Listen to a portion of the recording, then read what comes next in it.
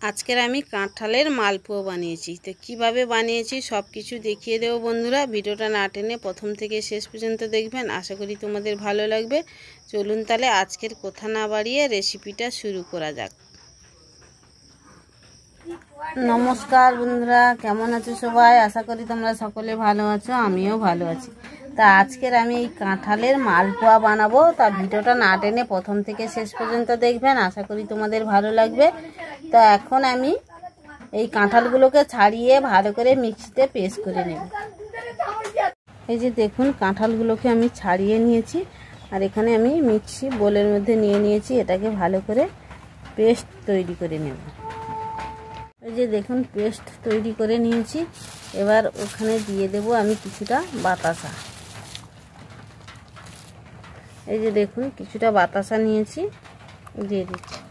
মিষ্টিটা তোমরা তোমাদের পছন্দ অনুযায়ী দিয়ে নেবে। এই যে দেখুন, এখানে আমি কিছুটা বাতাসা দিয়েছি। বাতাসাটা একসঙ্গে পেস্ট তৈরি করে নেব।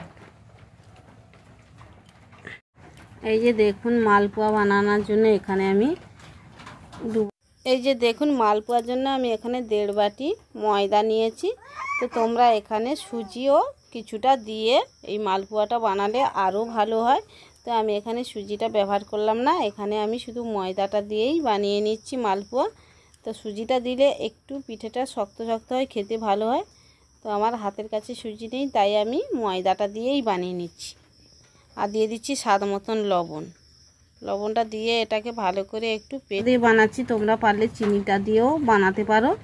আর এখানে কাঁঠালটা মিষ্টি, তার জন্য আমি বাতাসাটা খুব একটা বেশি দেওয়া হয়নি।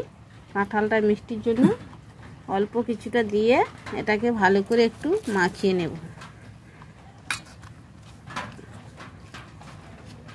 সুন্দর করে একটা ব্যাটার তৈরি করে নেব আর অল্প কিছুটা জল দিয়ে দেব।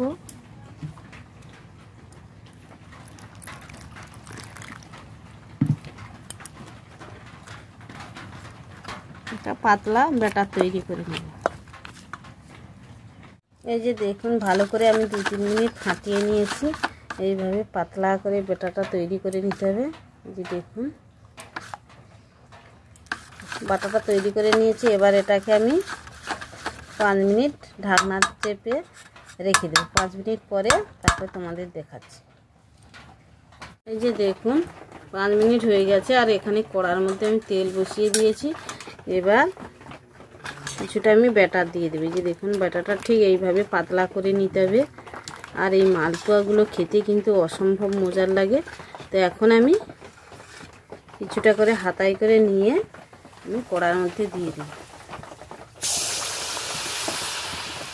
যে দেখুন, একটা করে আমি দিয়ে দেবো আর সঙ্গে সঙ্গে দেখুন ফুলতে শুরু করেছে।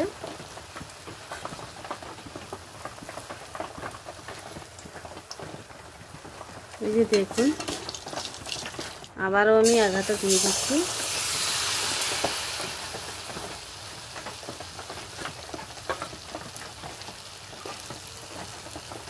এইভাবে আমি সবগুলো একে একে করে ভেজে নেব। এই যে দেখুন, দেওয়ার কিছুটা সময় পরে এই যে ফুলতে শুরু করেছে। এই যে দেখুন,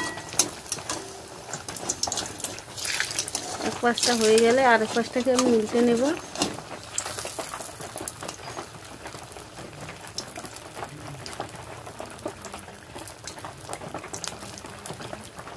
উল্টে পাল্টে একটা ব্রাউন কালার করে এটাকে ভেজে নেব।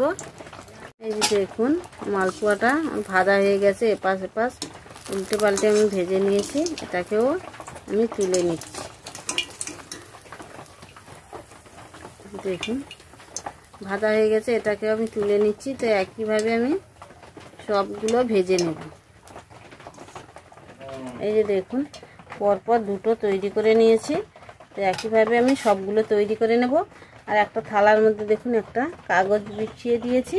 কাগজের উপরে রাখলে এর মধ্যে পিঠের মধ্যে যে তেলটা আছে তা এই কাগজটা টেনে নেয়। তো একইভাবে আমি সবগুলো তৈরি করে নেব। এই যে দেখুন, পরপর করে আমি সবগুলো মালপোয়া ভেজে নিয়েছি আর দেখতে দেখুন কতটা লোভনীয় হয়েছে।